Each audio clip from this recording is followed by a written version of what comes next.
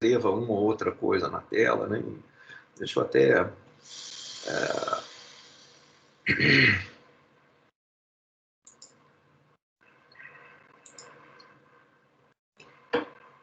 Eu vou colocar aqui... Deixa eu pôr aqui um... Então, depois eu vou passar esse notebook para vocês. Ele está pronto, mas não acho que está assim, perfeito para... Sabe, tem vários pontos aqui que precisavam estar um pouco mais explicados e no próprio texto aqui, porque principalmente para quem não tiver assistido a aula e for ver depois e tal. Então, acho importante deixar isso documentado. Então, eu prefiro deixar para depois da prova. Então, essa parte de árvore de classificação vai para a próxima prova. E a gente vai voltar nesse assunto na aula da semana que vem, com esse notebook. O que eu quero aqui? O Drive. Deixa eu abrir aqui um documento qualquer, se eu precisar escrever. Eu estou sem caneta aqui, sem... Então, eu vou ter que, se tiver que fazer, é só...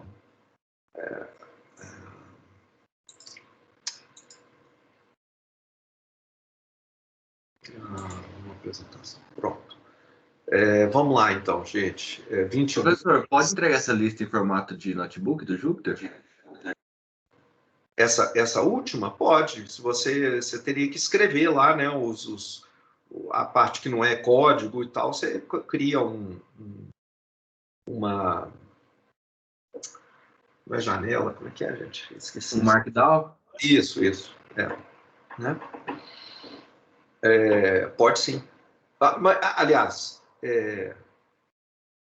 ok, ou notebook ou PDF, tá? Mas eu preferia, se você criar o notebook, salva como PDF e põe lá, fica mais rápido para mim, sabe? Porque a maior parte das outras pessoas vão estar olhando PDF também, senão eu vou ter que ficar baixando e aí abrindo com o Jupyter e tal. Eu prefiro, se você puder, faz o notebook, gera o PDF, salva como PDF, e aí faz o upload do PDF. Beleza, beleza. Tá aqui. Então, qual que era de novo o exercício? Desculpe, aí 22? 22 a seção 2.1. 2.1, tá aqui. Então, vamos lá. 22.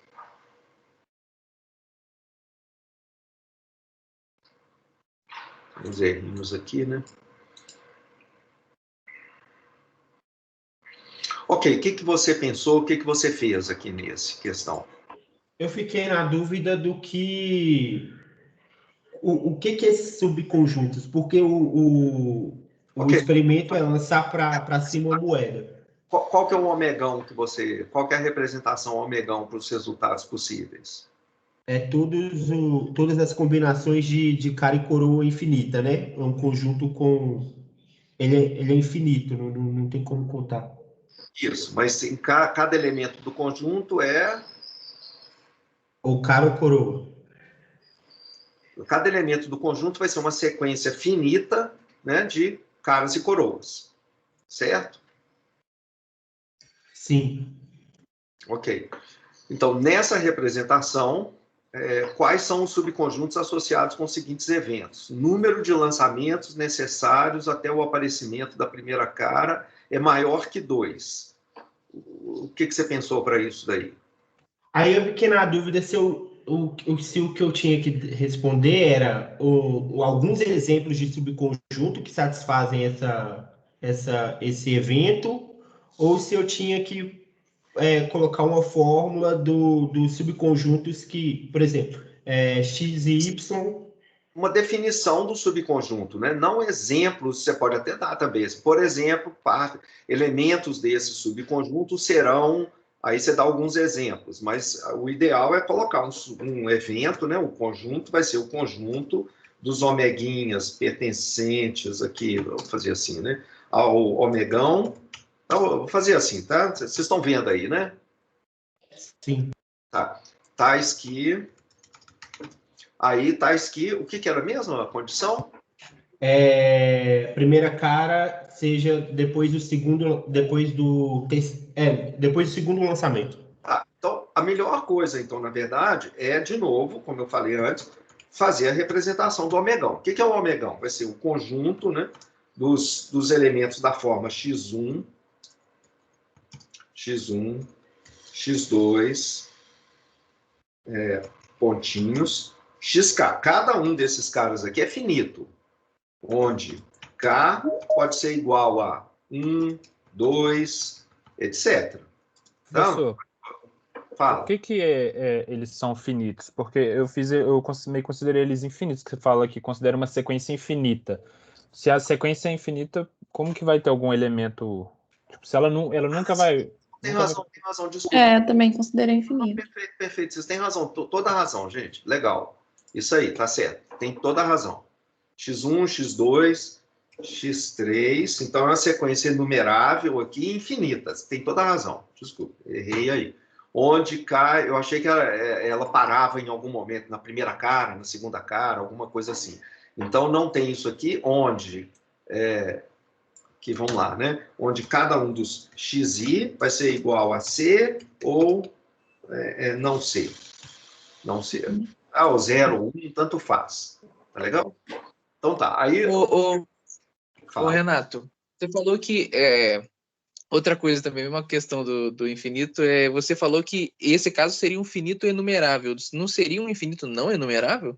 Porque, Não, dado qualquer sequência que você. Dada qualquer sequência que você faz, você pode montar uma que não está na lista, né?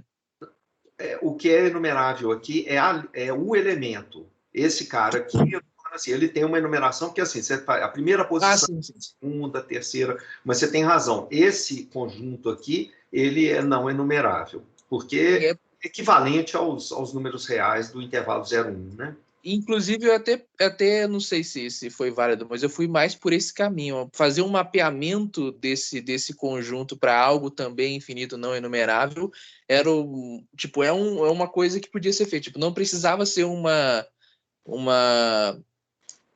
representação necessariamente de conjunto, certo?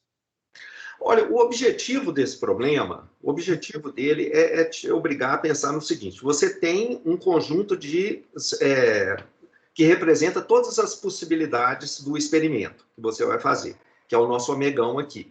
E aí, qualquer coisa para a qual você quer calcular probabilidades, qualquer evento, qualquer acontecimento, qualquer fenômeno, né, para o qual você quer calcular probabilidades, eles vão significar subconjuntos do omegão. Então, a ideia toda era te forçar a representar, então, esses eventos na forma de subconjuntos, formalmente, matematicamente, entendeu? Então, esse era o objetivo do problema. Professor, eu fiz ele como se fosse dando um exemplo, eu não escrevi muito, porque, por exemplo, igual nessa aqui, o número de lançamentos até o aparecimento da primeira cara é maior que 2. Aí eu coloquei, abri chaves aqui, escrevi um primeiro subconjunto como se fosse coroa, coroa, aí uma cara, aí 3 pontos, porque ele é infinito, né? Aí depois eu escrevi outro coroa, coroa, coroa, uma cara... Pode ser uma falta de treinamento nessa parte de formalizar matematicamente, mas o que seria, então, a formalização matemática disso, né? Esse conjunto A, que é essa primeira opção aí, né? Como é que é? A primeira cara aparece depois da segundo lançamento? Como é que era de novo? É o número de lançamentos necessários até o aparecimento da primeira cara maior que 2.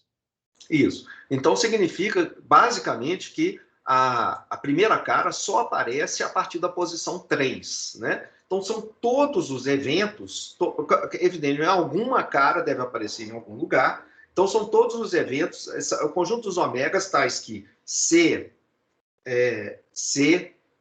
peraí, o primeiro é coroa, né? Coroa é tio, né? Então, C, tio, tais que, vamos pensar assim, o omeguinha, né? Vamos pensar assim, ó, omeguinha está aqui, omeguinha igual àquele conjunto ali, tais que omeguinha, sei lá, é da forma...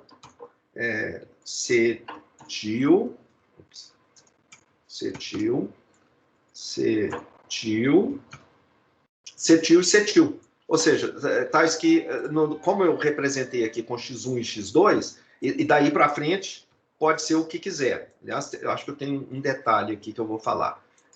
Tais que ele é da forma x1, a gente já representou aqui em cima, eu sei que x1 é a primeira posição do omeguinha, né? Então, x1 é igual a C til, x2 é igual a C tio. Não está perfeito isso daqui. Ainda falta uma coisinha aqui que eu quero acrescentar. Mas não sei se vocês... Então, dado que o omeguinha é isso daqui, o que eu estou dizendo agora é que o omeguinha é dessa forma aqui. O X1 tem que ser um cetil, a segunda posição também tem que ser cetil, e daí para frente é qualquer coisa. Na verdade, tem uma coisa esquisita aqui, né? Alguém está percebendo? Alguém está olhando? Tem uma condição a mais que eu devia colocar. Tem que ser um conjunto infinito, né? Como é que é? Você tem que falar que o terceiro já é a cara. Não precisa ser a cara, olha só. É porque senão garantiu que tem cara aí, né? Que pode ter uma cara. Exato, tem que ter pelo menos uma cara, né? O que a gente está dizendo, o número de lançamentos até o aparecimento da primeira cara é maior que 2. Então tem que ter uma primeira cara. Ela pode aparecer na posição 3, 4, 5, 6, eu não sei exatamente onde, mas tem que ter pelo menos uma. Então a ideia aqui é que deveria ser assim, um somatório, né? Vamos fazer assim, se eu fizesse o símbolo aqui de somatório, barra sum, né? De I, variando de 1 até infinito, né? Estou usando aqui a notação... como é que é mesmo? Infinito, de LaTeX, tá, gente? Se alguém... então, infinity é maior que zero.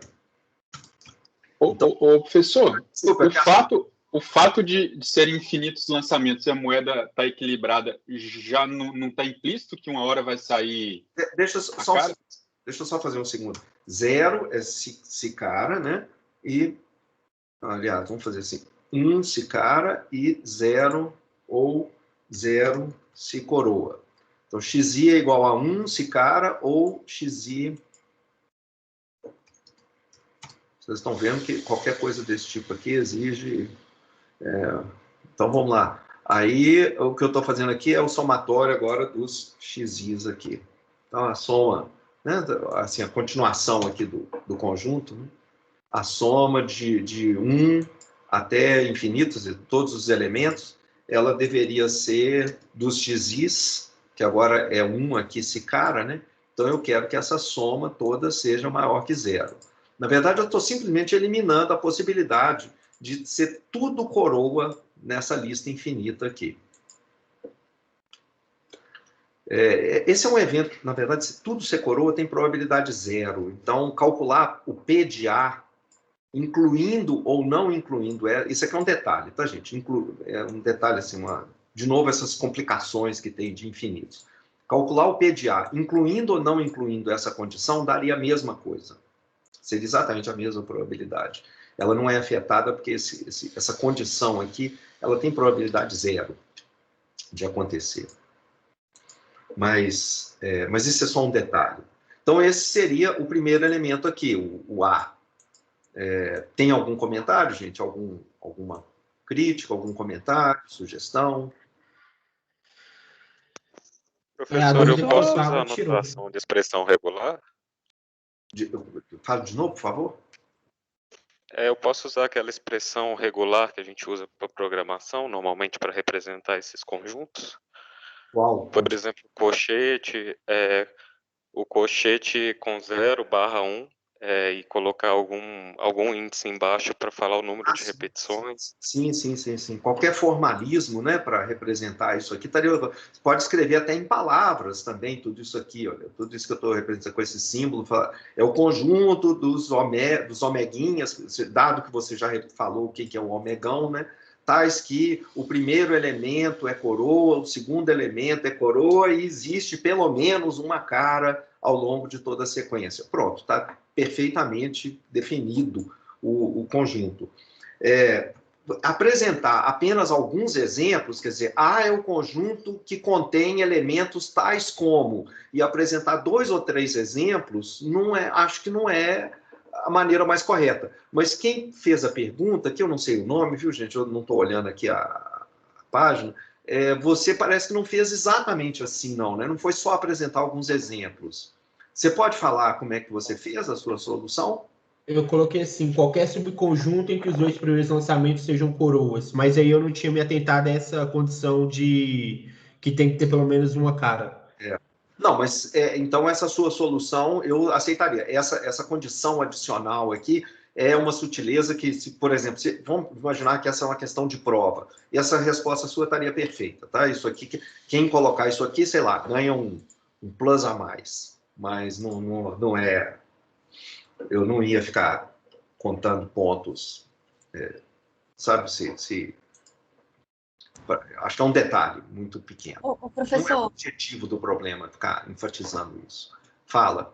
eu coloquei o seguinte, os dois primeiros com coroa, e depois eu coloquei I, índice 1 e índice 2, sendo que I pertence a cara e coroa.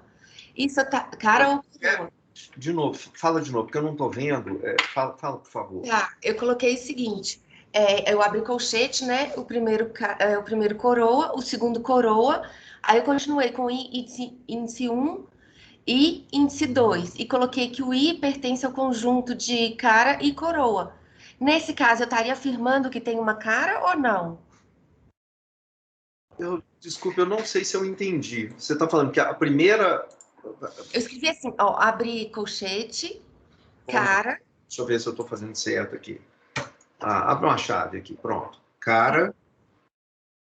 não, tá certo, entendi. Cara... E aí, índice 1, índice 2, infinito. Índice... Não, aí que eu não entendi. Que no caso seria esse X aí, né? E 2... Até o infinito. Ok. Aí eu coloquei que o I pertence a um conjunto que pode ser cara ou coroa. Tá ok, tá. Mas nesse caso, o K, eu estaria afirmando que tem uma cara ou não? Ou esse plus não estaria escrito? Não, você não colocou essa condição aqui. Tá. Não, peraí. Tem que ter... Não, é coroa, né? Aqui, na verdade, é coroa, porque a gente fala aparecer a primeira coroa, cara, né? Então, coroa é... E aí, não, você não colocou aqui. Isso aqui pertence a 0 ou 1. Todo mundo podia ser igual a coroa aqui, né? Eu não sei. Tá. Ou não. Entendi. Tá? Então, não, essa condição não foi colocada. Mas, de novo, você não deixa...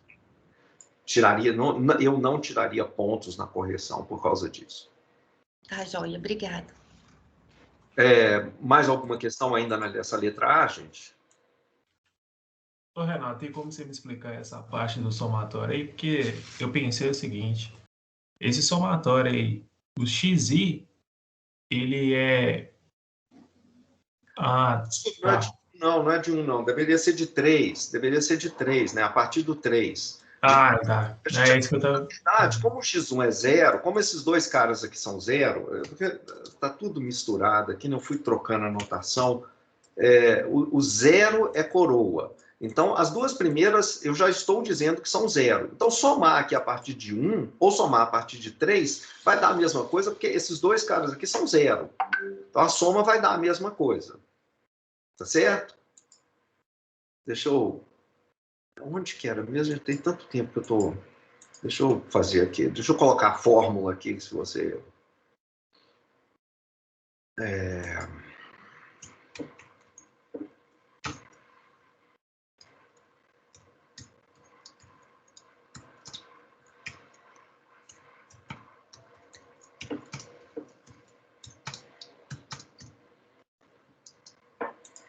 É isso aqui, é essa fórmula aqui que a gente está usando, né? É isso aqui, ó. O somatório dos xis de 1 até mais infinito é maior que 0. Eu estou dizendo que cara é 1, né? E coroa é 0. Agora, como eu já coloquei... aqui é vírgula, né? Então, essa condição aqui continua aqui dentro do conjunto. Faz parte do conjunto, tudo isso aqui. Então, como eu já coloquei que as duas primeiras condições são 0, essa soma aqui é a mesma coisa, né? Que somar 0 mais 0... mais 0, mais essa soma aqui a partir de 3. é a mesma coisa, né? Então, só um minutinho. Então, dentro desse conjunto, falar essa soma aqui, a soma toda a partir de 1 ou a soma a partir de 3 é a mesma coisa, porque os dois primeiros elementos, o x1 e o x2, são 0. Tá? Não sei se era essa a questão que você tinha pensado aí. Não, é isso mesmo, é porque eu não tinha me atentado a esse detalhe, não. Obrigado. Ok, então vamos lá. E será que a gente precisa seguir para os outros? Vamos fazer mais um aqui, porque deu bastante discussão. Então, o B aqui, os 5 primeiros lançamentos são cara. Então, é praticamente a mesma coisa, né? Aqui sem a necessidade de que tenha alguma coisa depois. Quer dizer, o B aqui seria o conjunto dos ômegas em... Aliás, vamos fazer o seguinte, dado que eu já chamei essa formulação matemática aqui, a gente pode até aproveitar e fazer tudo aqui. Quer ver? Vamos lá. B é igual ao conjunto em que omeguinha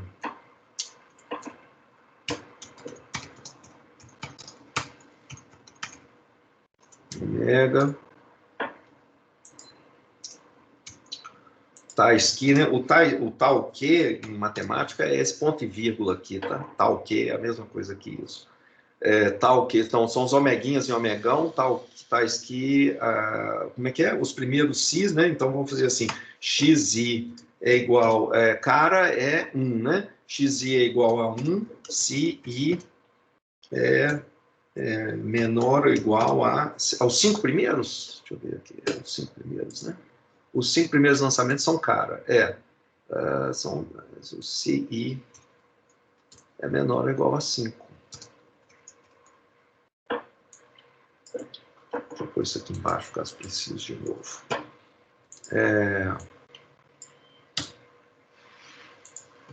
Então, ops, peraí. Eu esqueci aqui o C. Ficou...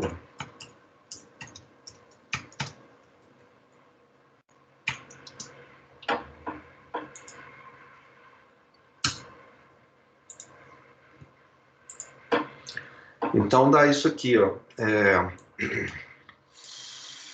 Tá aqui, tá? O B é o conjunto dos omeguinhas no omegão, tais que o xi, esse aqui é tal que, né? A gente lê assim, tais que o xi é igual a 1 se o i é menor ou igual a 5. Então, todos os x1, x2, x3, x4, x5 tem que ser igual a 1. Daí para frente, você não fala mais nada. Tanto faz. Tá? Esse seria o conjunto B, esse que está aqui. Você pode, de novo, escrever isso em palavras. Tá? Isso que eu acabei de falar aqui com essa notação, você simplesmente escreve assim, é o conjunto, né, o subconjunto, tais que os elementos do omegão tem as 5 primeiras posições todas ocupadas por 1, ou as 5 primeiras posições com Cs, que são caras. É a mesma coisa. O número total de caras é finito. Então, de novo, todos isso aqui são exercícios para treinar um pouco essa formalização, né? Então, como é que seria, por exemplo, pedir que o número de caras seja finito?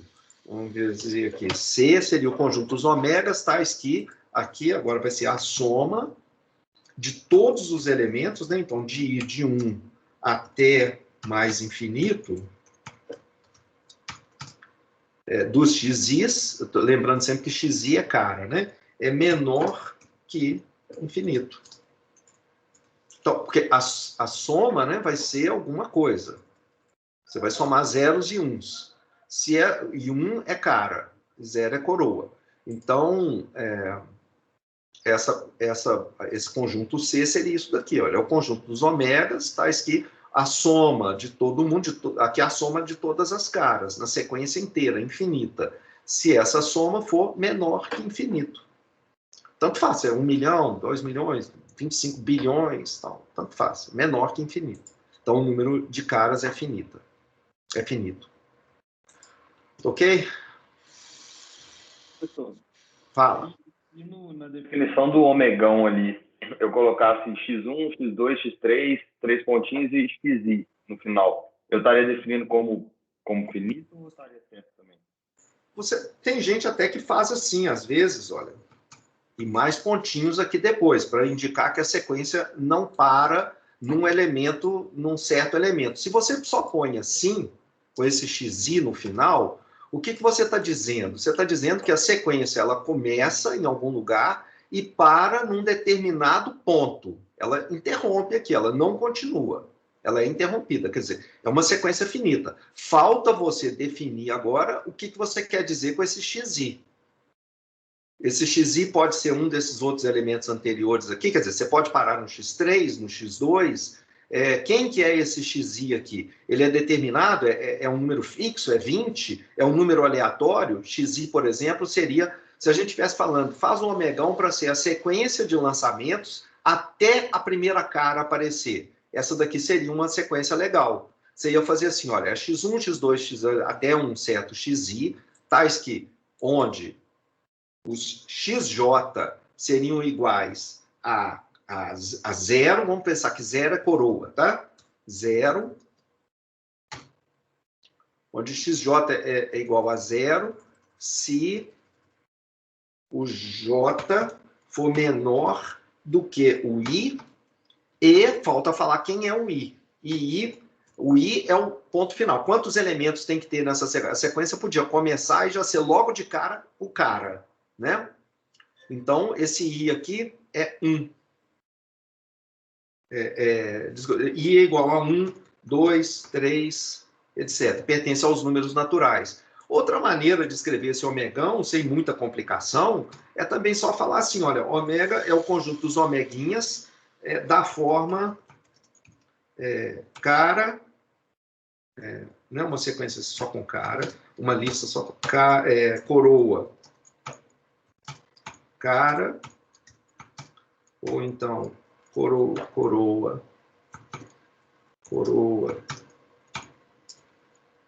cara, e assim né? E aí você podia colocar pontinhos aqui para a pessoa falando que na verdade é para continuar esse processo, né? Que ele está fazendo assim.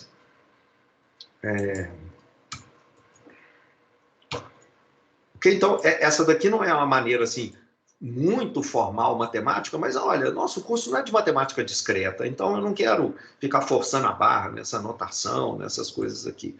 Essas daqui estão representações razoáveis.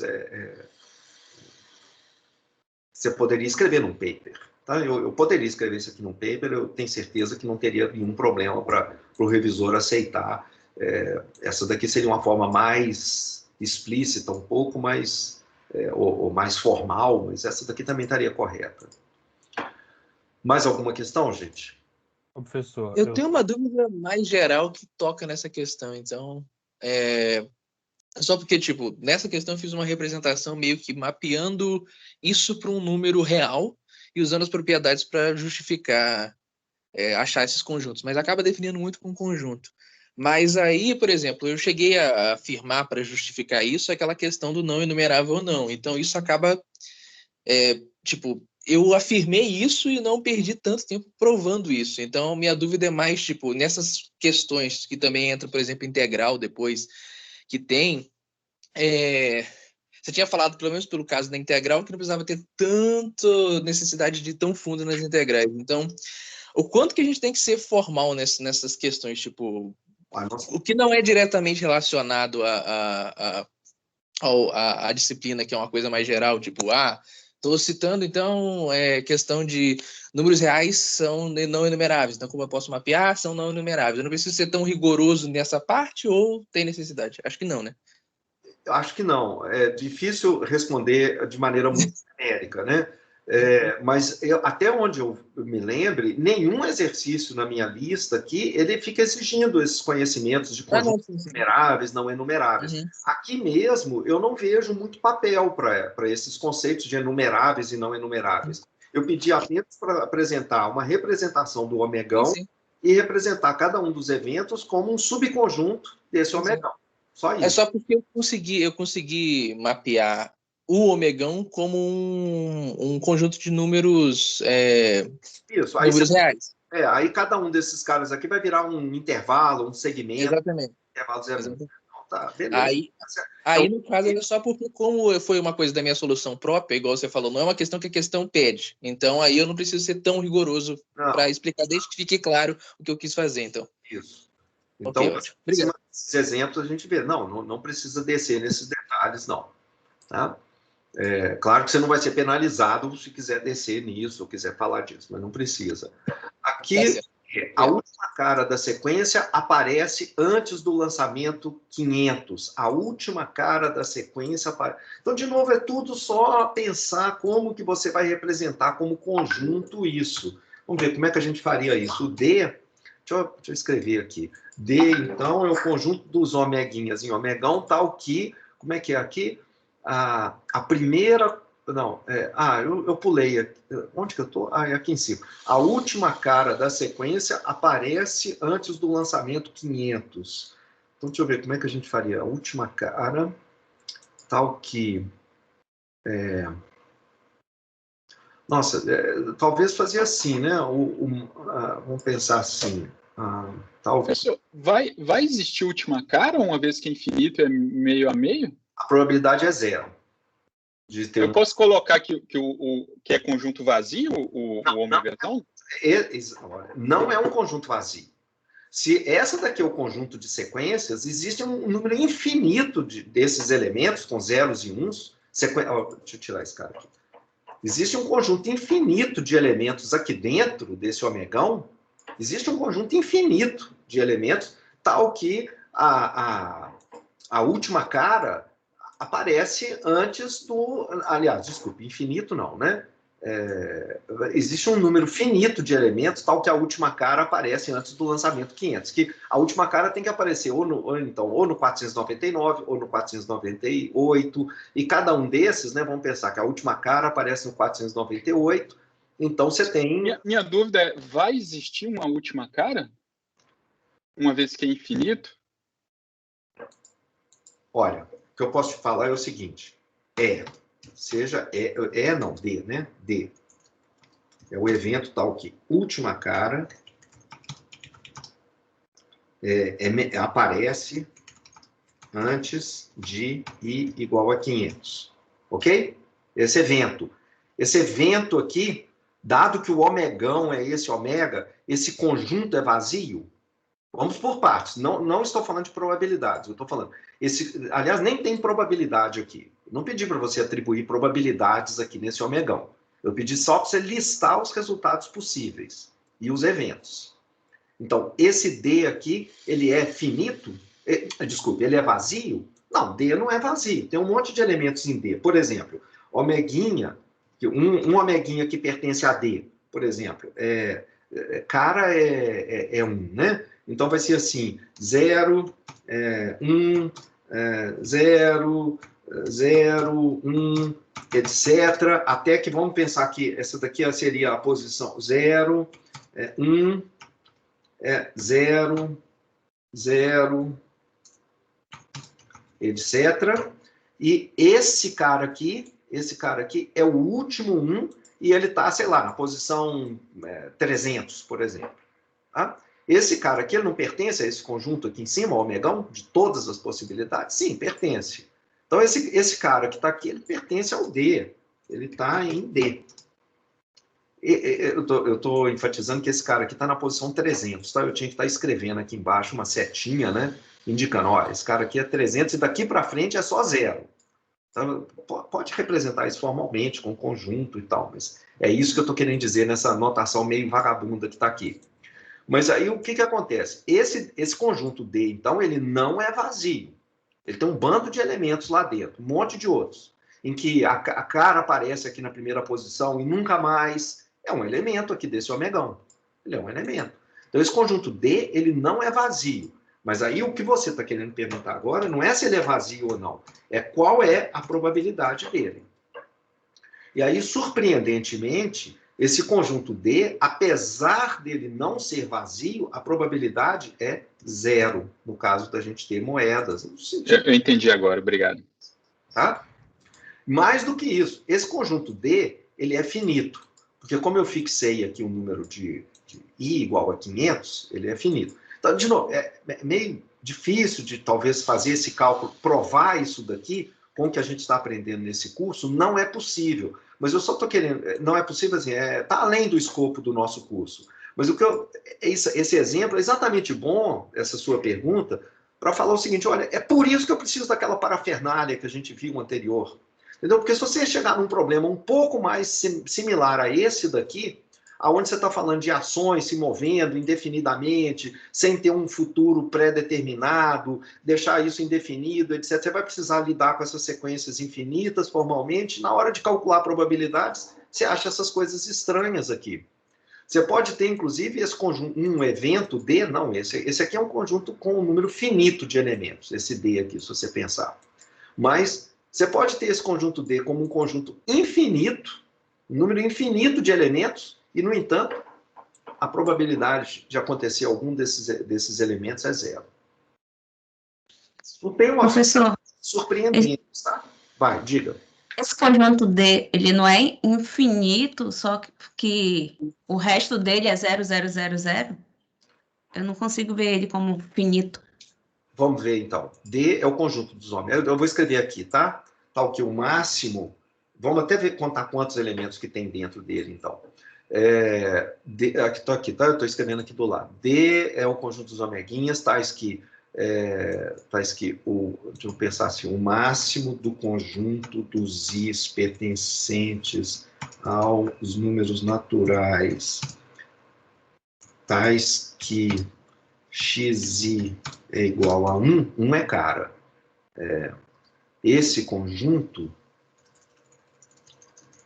tais que esse máximo, ele é menor, o máximo, peraí, o máximo do conjunto I, tais que x fecha o conjunto, ele é menor que 500. É esse aqui. Vou passar ele aqui, peraí. Pronto. Vamos lá, vamos ler aqui a notação, então.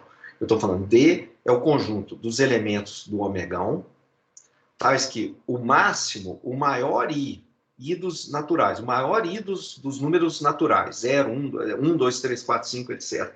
O maior I, tal que o xi é igual a 1, quer dizer, cara, esse máximo é menor que 500. Tá ok? O conjunto D é isso aqui. Agora, por que ele tem um número finito de elementos? E mais, a gente pode até contar quantos elementos que tem. Vamos ver aqui, ó. Um dos elementos que está dentro desse D é aquele em que você tem 1 na primeira posição e 0 daí para frente, certo? Certo, gente? Sim. Então tá. Eu vou considerar todas as possibilidades para essa última cara. Ela tem que estar antes de 500. Então, eu só tenho 499 possibilidades para a última cara. Vamos pensar agora que a última cara está na segunda posição.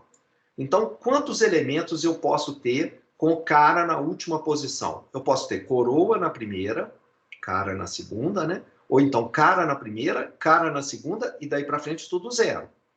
Não é isso? Então, eu só tenho 2 elementos. Eu tenho o elemento 0, 1, 0, 0, etc. Daí para frente tudo 0. Ou eu tenho um elemento que é 1, 1, e daí para frente tudo 0. Certo? Eu só tenho essas 2 possibilidades aqui para a última cara estar na segunda posição. Não é isso? Uhum. Então, eu tenho 2 condições, eu tenho 2 elementos. Agora, vamos pensar que a cara está na terceira posição. A última cara apareceu na terceira posição. Então, é mais ou menos a mesma coisa. Você conta as possibilidades. A terceira aqui tem que ser 1, daí para frente tudo 0. Daí para frente tudo 0. Mas quais são as possibilidades? Tudo 0, até que aparece a primeira cara, e depois nunca mais aparece cara de novo. Ou então, eu tenho, o primeiro é 0, aparece uma cara na segunda, aparece a cara aqui na terceira, e daí para frente nunca mais aparece. Ou então, eu tenho 0, eu tenho, desculpa, 1, 1, 1, e daí para frente é tudo 0. Acho que é só isso, né? Então, 3, tá certo? 1, 0, 1 também. Tá certo. Ou então, não, na verdade é 1, 0, 1, 0, 0, 0, 0, 0, 0, né? É isso? Acabou agora ou não? Acabou, né? A terceira posição tem que estar ocupada por um 1. Eu só tenho, então, essas duas aqui, eu tenho 4 possibilidades, que é essa e essa daqui, tá certo? Então, 4 possibilidades aqui, mais. Então, na quinta, agora na quarta posição, a última cara aparece na quarta posição, o que eu tenho? A quarta posição, vamos fazer aqui a representação simples aqui, ó. O que eu sei? Eu sei o seguinte, a quarta posição tem que ser um 1. Essas daqui, eu não sei, pode ser qualquer coisa. Pode ser 0 ou 1, é irrestrito. Né? Deixa eu apagar essas coisas aqui. Essa daqui tem que ser 1. Daqui para frente é tudo 0. Daqui para frente é tudo 0. Então, daqui do 4 para frente está fixo, está determinado. Não pode ser outra coisa, tem que ser isso. A única possibilidade de mudança são essas 3 primeiras posições, que podem estar cheias de zeros ou uns, tanto faz. Né? Então, para ser isso daqui, e você vê que então, você tem quantas posições? Você vai encher 2 posições, você tem 2 possibilidades aqui, 2 aqui e 2 aqui. Então, é 2 vezes 2 vezes 2, 8. Então, está aqui, 8. Mas a próxima agora vai ser 2 elevado a 4, mais 2 elevado a 5, mais etc., até a última possível posição para o 1, que é 499. Então, a gente vai ter, quando ele está na posição 1, é 2 elevado a 0. Na posição 2, é 2 elevado a 1. Na posição 3, é 2 elevado a 2. Então, na posição 499, é 498. 2 elevado a 498. Então, a gente tem, esse aqui é o número total de elementos dentro desse conjunto D, que está aqui. Esse conjunto D que a gente tinha falado antes, que é esse aqui. Tá ok? Vamos lá, gente. Mais perguntas, mais probabilidade condicional. Eu tô com uma dúvida em outra. Hein? Na questão 12. Eu também tenho essa dúvida na questão 12. E abri agora para pedir. Na 2.1. 2.2. 12 aqui? Deixa eu ver. Acho que sim, é 2.1. Essa daqui, em teoria de aprendizagem e tal, tá. Qual que é a dúvida? Então, estava pedindo quais são os modelos probabilísticos válidos. Para ele ser válido, a soma de P de 0 ao infinito tem que dar 1, né? E não pode ter número negativo, é só isso? E como que eu determino se ele está válido? Tem que fazer a soma somatório? Teria, mas aqui o somatório não é complicado, porque a soma geométrica, né? Mas seria assim, a dificuldade mais chata aqui seria isso. Então, vamos checar aqui, vamos só ter certeza. Por exemplo... Só uma dúvida, adicionando um pouco a essa questão aí, eu sei que é pelos números naturais, mas tiver alguma estimativa por integrais, seria também válido? Eu acho que não é necessário integral aqui. Por que integral? Aqui o conjunto, inclusive, ele não é contínuo, né? Entendi. Então faz somatório mesmo e vai dar como se fosse uma PG, né? Seria a fórmula de PG aqui. Eu nem lembro quais são as respostas corretas aqui, tá, gente? Não lembro quais são. Eu não sei se esse daqui é um dos que tem resposta lá no final, mas que tem resposta, né? Vocês viram que vários dos... Onde que tem resposta aqui? Não lembro se é no final do capítulo ou no... porque eu tenho 2 versões do coisa, um com resposta e outro sem. Não. Então, esse aqui é com sem resposta. A resposta, em geral, ela está logo depois da questão. Será que eu não coloquei? Vocês não viram nenhum dos exercícios tinha resposta, não, gente? Não, eu não vi nenhum, não. Então eu vou colocar lá depois, que tem uma versão em que vários desses exercícios têm resposta, até tem solução. São duas versões desse mesmo texto. Então, eu vou colocar isso lá, quais são as respostas. Mas o que professor, é válido a gente usar ferramenta tipo o Wolfram Alpha lá para chegar nesses resultados? Pode, mas olha, eu espero que fórmula da PG, integrar polinômio, integrar exponencial, essas são... Eu gostaria que vocês fossem capazes de manipular isso, tá? Porque é muito simples. E não é que são exercícios bobos, mas são exercícios interessantes para você falar, olha, mas né, sei manipular algumas aqui para achar o resultado. Mas pode usar, sim, o Wolfram, sim, ok.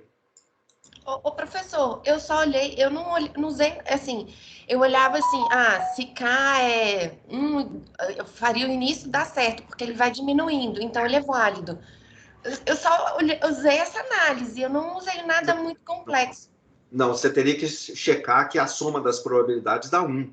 Porque se não for assim, se você só está olhando que, olha, a probabilidade está decrescendo com K, né? Que foi o que você olhou, não é isso? Está diminuindo com K. E, eventualmente, vai ficar muito pequena. Mas se você tem uma soma de probabilidades que é maior do que 1, você começa a achar resultados esquisitos. Você vai começar a achar resultados inconsistentes se você começar a manipular começar a calcular eventos aqui, usando, sabe aquelas propriedades que a gente viu? A probabilidade da união de 2 eventos tem que ser a soma das probabilidades se eles são disjuntos e tudo. Então, você começa a achar coisas esquisitas. Sim, mas se ele vai diminuindo e nunca chegar a 1, é sinal que é válido, não é? Não, porque a fórmula pode, inclusive, não somar 1. Olha, uma das fórmulas mais famosas que a gente tem é essa daqui. Deixa eu tirar isso daqui só um segundo. Vou deixar isso aqui, porque, inclusive, lá, a série que é chamada série harmônica. É uma que, como é que é a mesma? Aqui a probabilidade, PK, né? Então, seria assim, por exemplo, P de K igual a 1 sobre K. Aqui, tá vendo? Suponha que a probabilidade de K é essa daqui, 1 sobre K. Então, ela está diminuindo em direção a 0, tá vendo? Sim. Pois é. Entretanto, a soma de todos esses P de K, esse é um resultado de matemática conhecido, mas se você fizer a soma de todo mundo, se fizer aqui, na verdade você vê que já de cara, né, a primeira probabilidade já seria maior do que 1. Então teria problema, seria igual a 1, desculpe. Então qualquer coisa que você vai somar a mais, então vamos fazer de conta que a probabilidade, na verdade, é 1 sobre K mais 1, para não ter essa dúvida. Não, olha, as probabilidades, elas... Deixa eu fazer aqui.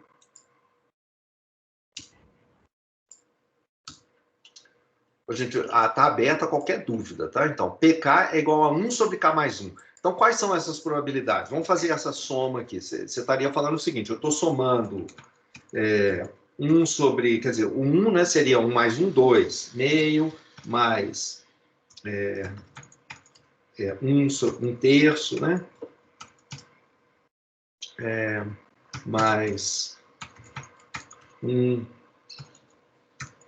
4, mais etc. Infinito, né?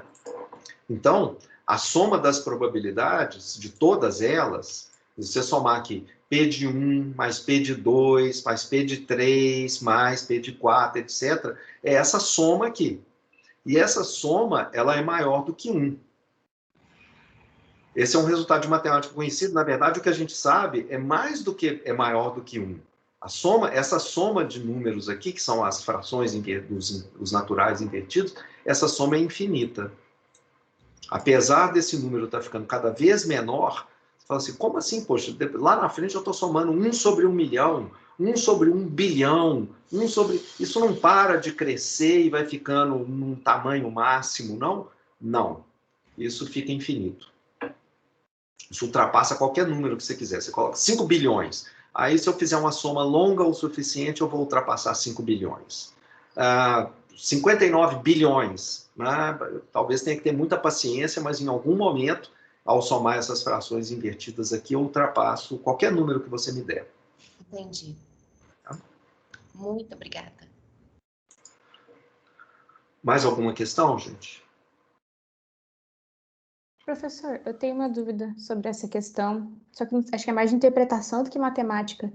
Tem uma hora que ele fala no início que a teoria de aprendizagem, o modelo mais simples para o sucesso em tarefas simples é aquele que propõe que a aprendizagem cresce com a experiência acumulada. E no omegão, ele mostra os números de tentativas até que seja obtido sucesso. Eu imagino, pela interpretação de dizer que a aprendizagem cresce com a experiência acumulada, eu achei que com mais tentativas, quanto mais tentativas tivesse, a partir de que fosse crescendo os elementos de omegão, teria mais chance de sucesso. Então, o que você tem a primeira tentativa e já tem um sucesso seria menos provável do que o que você tem uma tentativa e aí o sucesso. Mas você tem alguma probabilidade na primeira tentativa, não? Vamos começar o seguinte, imagine que você tem alguma chance de acertar na primeira, que não é zero.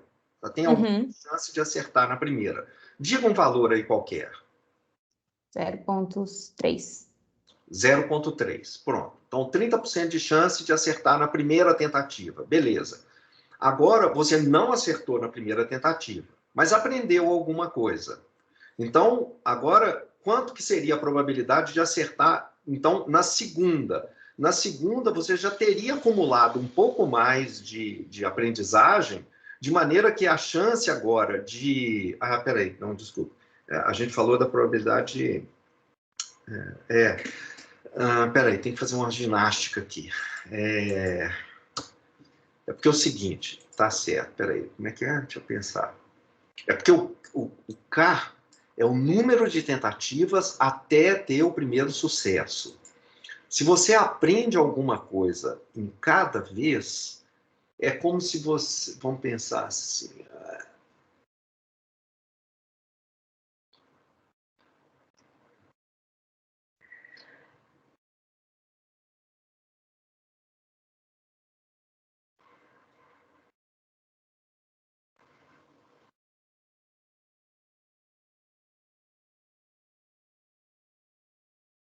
Gente, você tem toda a razão.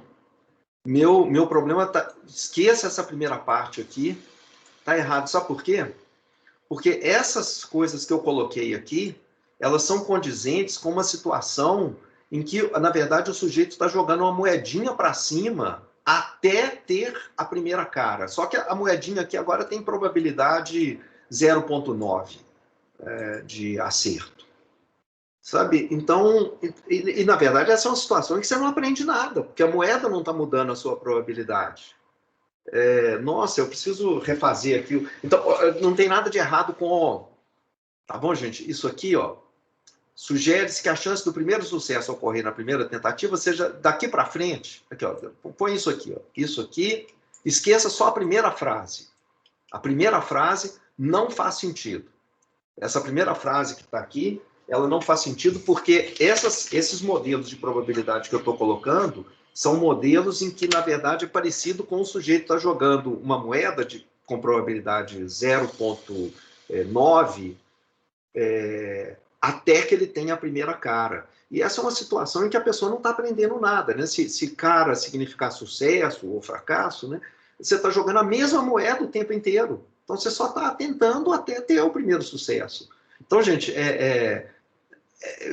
existem teorias sim sobre esse negócio, eu acho que em alguns lugares aqui do livro eu faço isso, mas na hora que eu fui escrever esse negócio aqui, eu acrescentei isso para dar uma motivaçãozinha. Excelente ponto aí, viu, gente? Muito bom. Vou trocar isso aqui. Deixa eu anotar isso é importante, porque isso está errado mesmo. O que está errado aqui, gente, é só... Como é que foi seu nome? Desculpa. Giovana. Giovana. Como a Giovana falou, é uma questão de interpretação. Tira essa frase aqui, o exercício continua o mesmo, está todo correto no resto, etc. O que não está certo é um pouco essa frase aqui, porque essas probabilidades elas não são condizentes com uma situação em que a aprendizagem cresce com a experiência acumulada.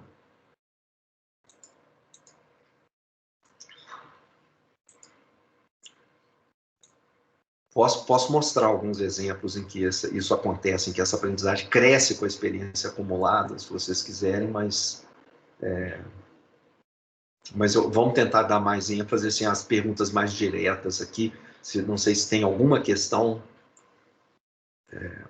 mais questão da lista, mais dúvidas, mais diretas. Se não tiver, eu até posso falar sobre isso. Eu tenho uma sobre a questão 8, acho que da segunda parte aí. Deixa eu conferir aqui. É da segunda parte, isso. 8. É só porque eu fiquei um tempão batendo cabeça com uma coisa boba, eu só queria confirmar que eu achei a resposta certa.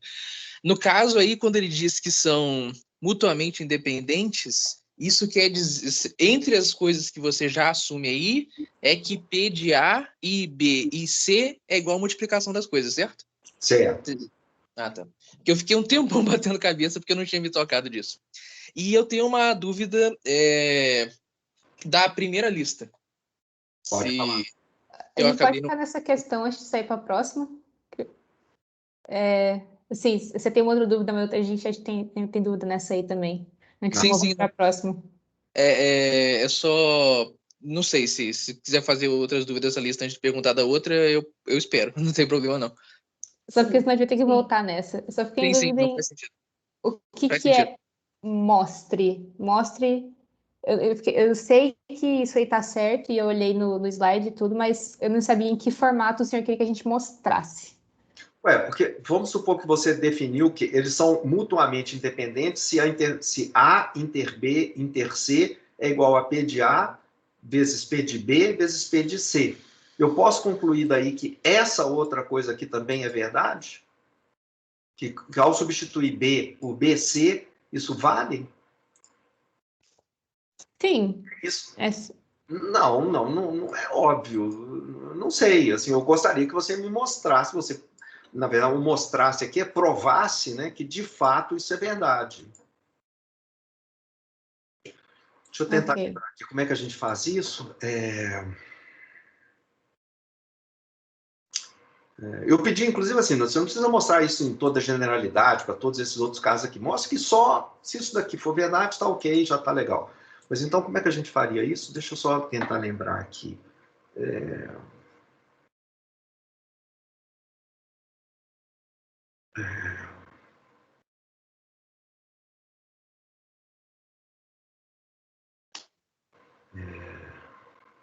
É parecido com o daqui de cima, tá vendo? Essa questão 7 aqui, ó. Você tem dois eventos que são independentes, então o evento A também é independente do complementar de B.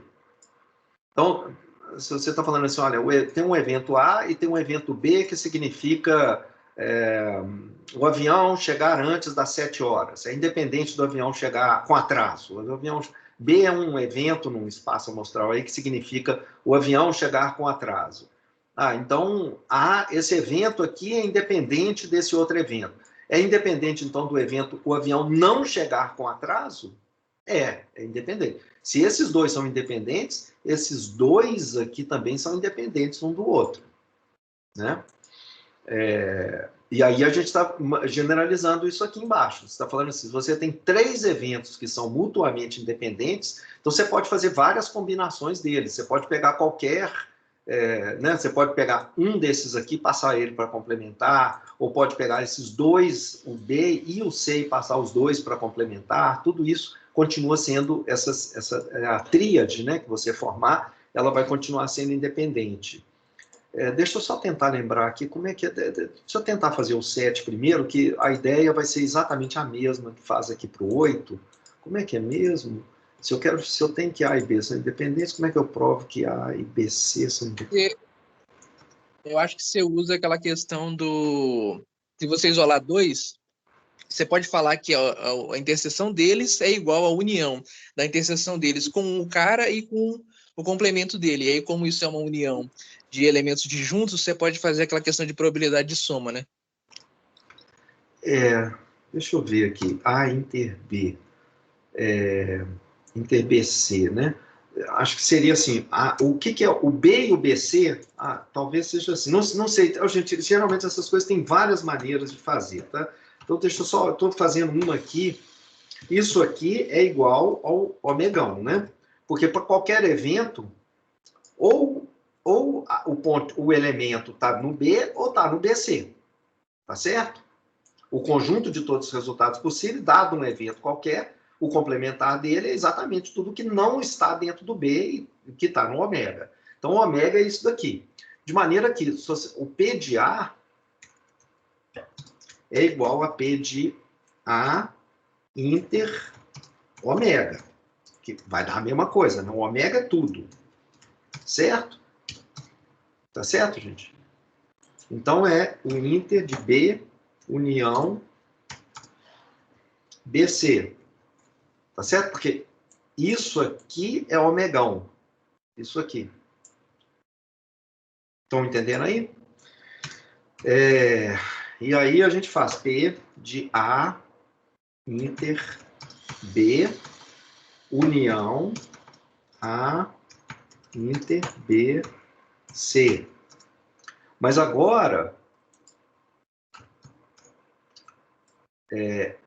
esse conjunto aqui é a união, né? Eu só distribuí aqui o interseção. O A inter B, ele é disjunto desse outro cara aqui. Os dois são separados. Não é a mesma coisa. Tá? Não tem nenhum elemento comum nos dois aqui, porque nesse conjunto aqui o cara tem que estar também em B.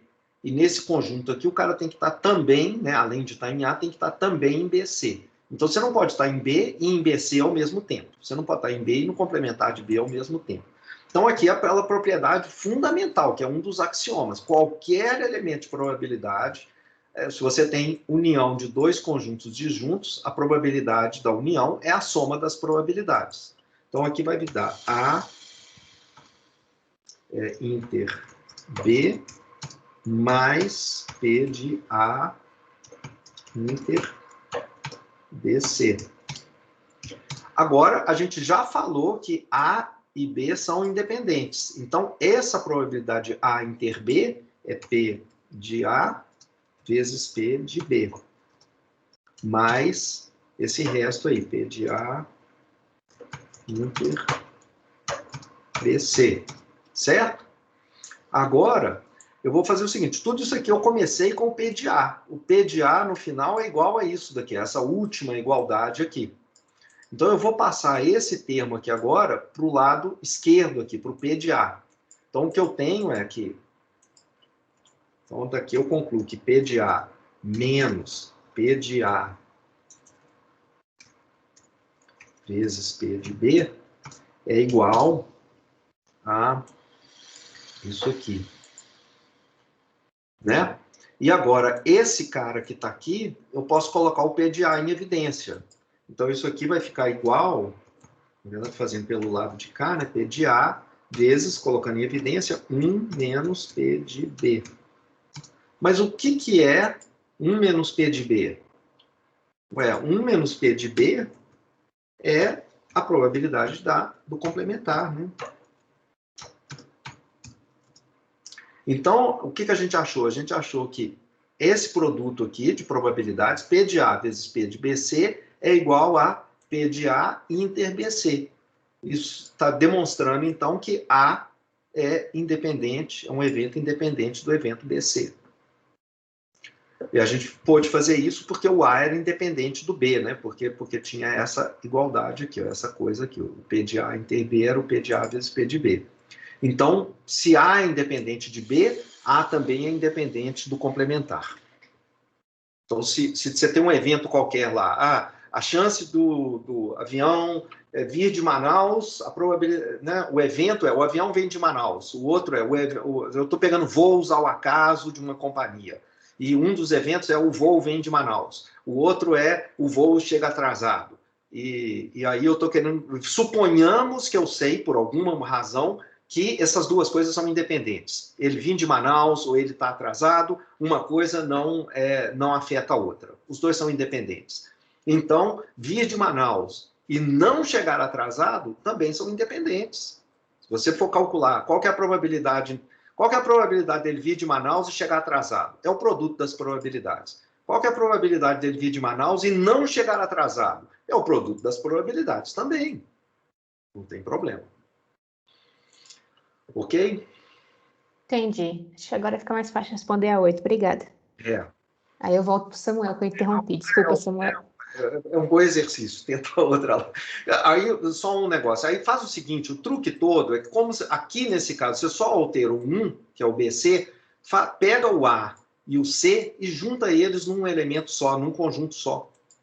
Então, você reduz o problema a esse problema daqui de cima. A inter C é um novo conjunto, chama ele, sei lá, de D. Então, você tem o evento A inter C, é independente do evento D. Entendeu? Aí você usa o set. Você não precisa.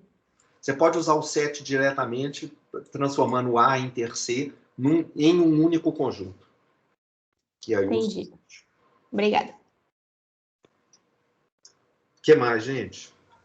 Ô, Renato, tem como você falar da 13, fazer um favor? De qual? A 13? 13. Aqui nessa parte aqui? 13. Isso. Aham.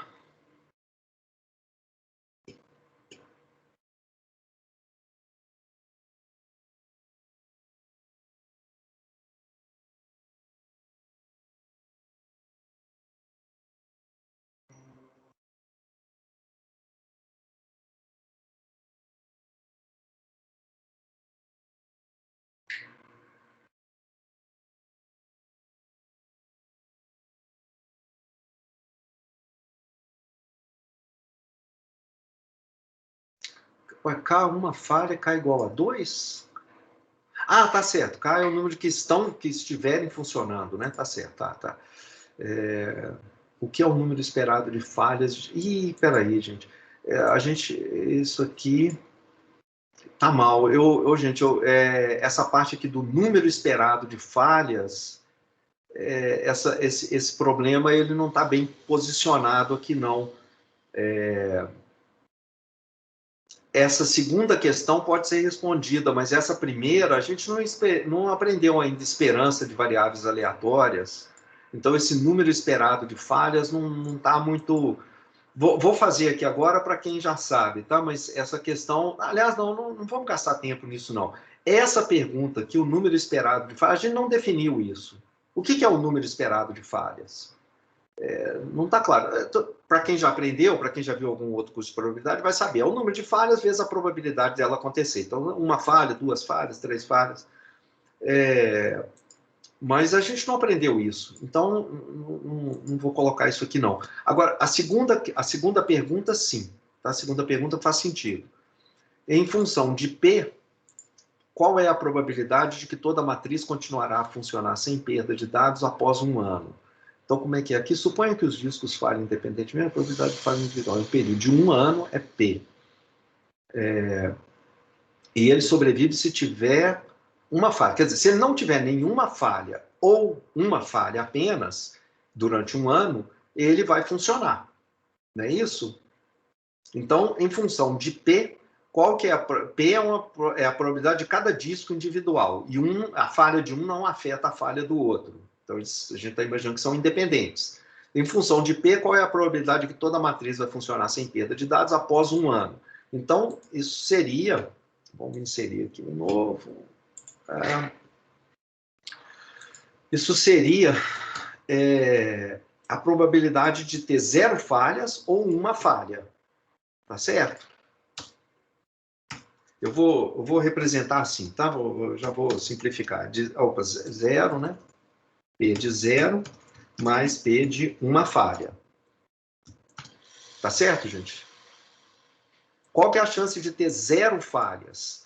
Olha, as 0 falhas significa que o disco 1 não falhou, o disco 2... Então, vamos fazer aqui, né? Isso aqui é igual a quanto? P de 0. P de 0 vai ser igual a P do disco 1... Aqui é melhor até escrever aqui, viu, porque ali vai embaralhar todas as fórmulas. P de 1 é igual a quanto?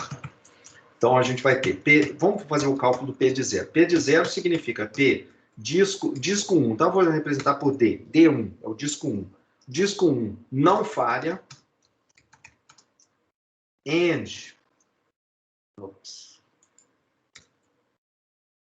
And... Disco 2 não falha. And... Disco 3 não falha. Né? And aqui, tá vendo? Interseção. Os eventos são independentes? Esses eventos? Aqui é uma interpretação. do jeito que eu escrevi, é para você fazer o cálculo como se eles fossem independentes. Por quê? Porque eles estão falando aqui, ó, suponha que os discos falhem independentemente e que todos os discos têm a mesma chance de falha, que é Pzinho. Então, como eles são independentes, a gente tem aqui os 3 eventos mutuamente independentes. Então, a probabilidade aqui dessa interseção, P de A, isso aqui seria um evento A, né? Esse aqui seria um evento B, esse aqui é um evento C, a gente está calculando a probabilidade A inter B inter C. Então, isso vai ser P de A, que é P de D1 não falhar, né? Vou fazer aqui, D1 não falha, vezes P de D2 não falha. Então, a razão para essa passagem aqui está certa é porque eu falei antes que eles são mutuamente independentes. Eles são todos independentes entre si. E aí, qual que é a probabilidade de não falhar? Falha é P. Então, não falhar é 1 menos P. É 1 menos P vezes 1 menos P vezes 1 menos P. Tá. Então, se nenhum deles falhar, a chance de nenhum deles falhar é isso daqui. Mas a pergunta aqui não é essa, é um evento mais complicado. A matriz funcionar sem perda de dados. Quando que a matriz funciona? Se tiver pelo menos 2 funcionando. Então, a chance dele, a probabilidade... Aqui seria até isso. Então, dela continuar funcionando ninguém falha. Então, seria, né, a probabilidade de 0 falhas ou 1 falha no ano. Isso é igual à probabilidade de 0 falhas mais a probabilidade de ter exatamente 1 falha, que é esse P de 0 mais P de 1. A gente tá dando para entender aí, né, com essa, porque eu não tenho caneta aqui, não tenho uma caneta digital, tá horrível aqui, mas acho que tá dando para entender, né? Por que essa passagem aqui está certa? Porque esses dois, eu estou usando aqui a probabilidade da união, é a soma das probabilidades. Quando que isso aqui é verdade? Quando os 2 eventos são disjuntos. A gente tem basicamente duas propriedades, né? A probabilidade da interseção é o produto das probabilidades se os eventos forem independentes. A probabilidade da união é a soma das probabilidades se os eventos forem disjuntos. São 2 coisas diferentes. Então, aqui, eles são disjuntos, porque você não pode ter uma situação de ter 0 falhas e, ao mesmo tempo, ter 1 falha dentro do sistema. Você não pode ter uma realização, né, um resultado no ômega que ninguém falha e, ao mesmo tempo, tem exatamente 1 falha. Não pode. Então, eles são disjuntos, com certeza. Então, vai dar aqui a soma das probabilidades. E agora é calcular cada um deles. Qual que é a probabilidade de você não ter falha nenhuma no sistema ao longo de 1 ano? É a probabilidade do primeiro disco não falhar, e o segundo também não falhar, e o terceiro também não falhar. Como eles são independentes, vai dar o produto das probabilidades, que é isso daqui. Opa! Agora falta o P de 1. O que é o P de 1? O P de 1 você tem que considerar agora as combinações, né? Porque vai ter exatamente 1 falha. Então, seria algo, por exemplo, como a probabilidade do D1 falha, e o D2 não falha, e o D3 não falha. Mas, de novo, eu estou quebrando em eventos disjuntos. Essa é uma possibilidade. Outra possibilidade diferente, que não tem interseção com essa, é aquela em que o D2 falha, mas os outros 2 não falham. Então, vai ser mais... né? Mas aí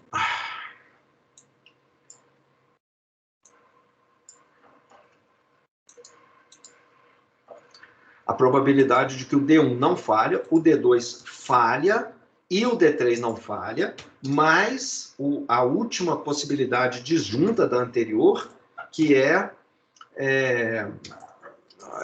só o D3 que falha, né? O D3 falha. Pronto.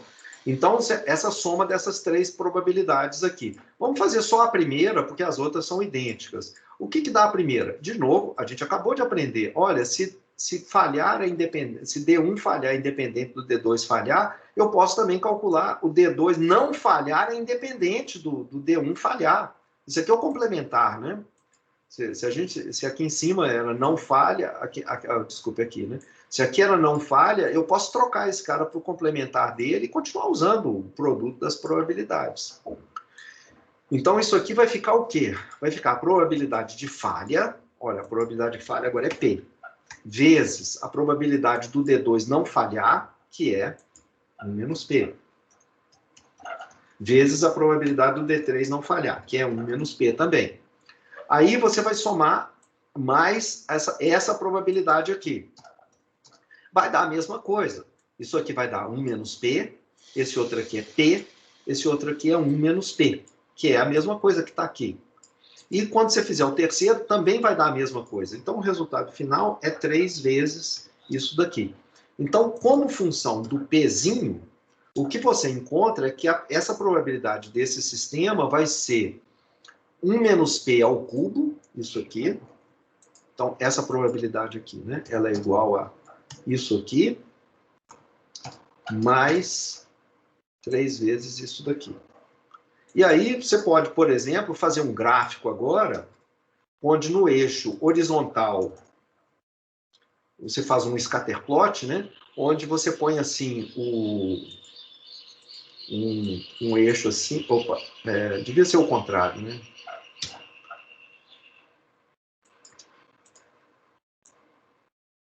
Você põe isso aqui, você põe a outra seta aqui. Aqui embaixo, você vai colocar o P, que são as probabilidades, variando de 1 até, sei lá, de 0 até 1, né?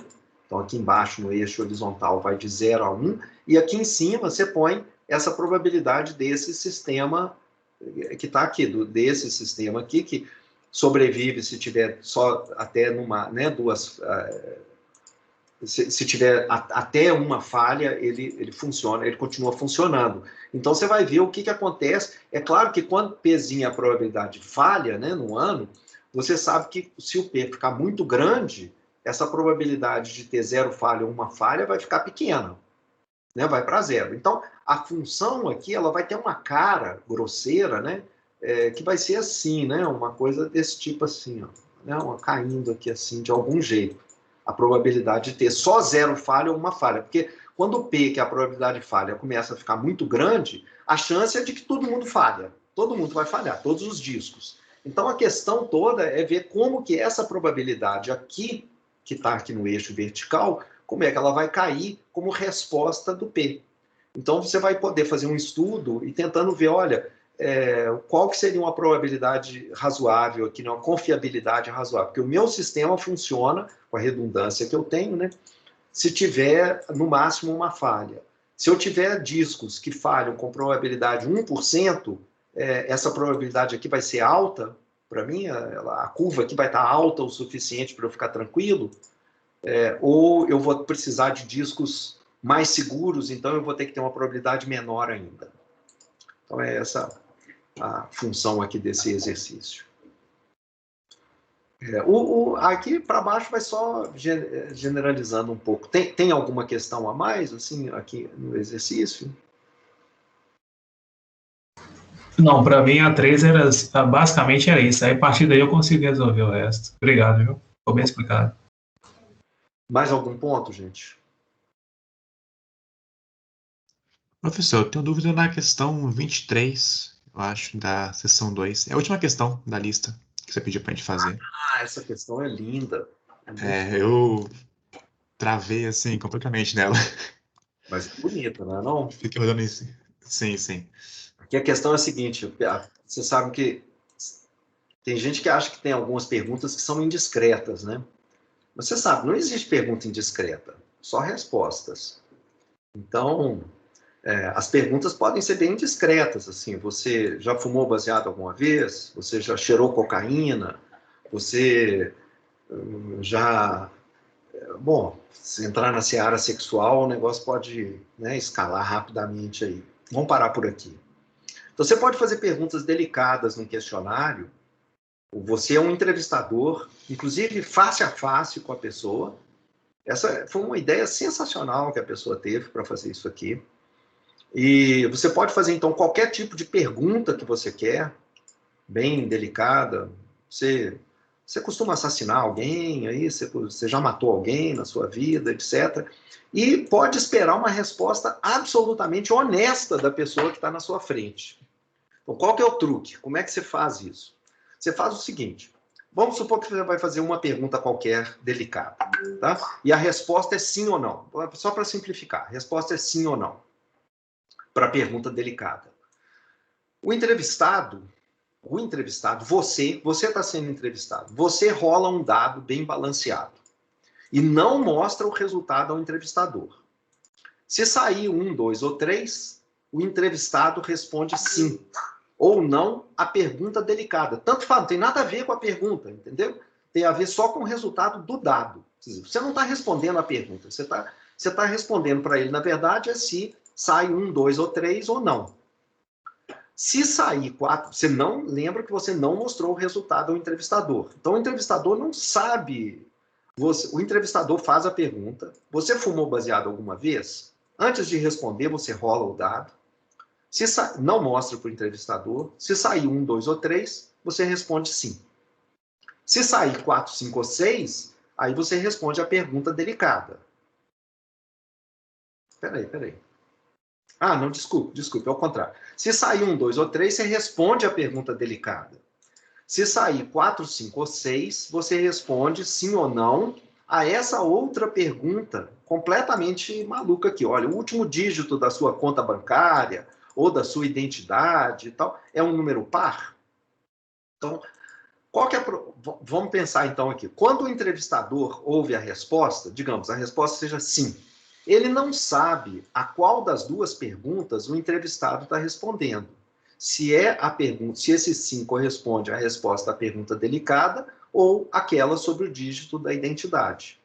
Porque ele não sabe qual foi o resultado do dado.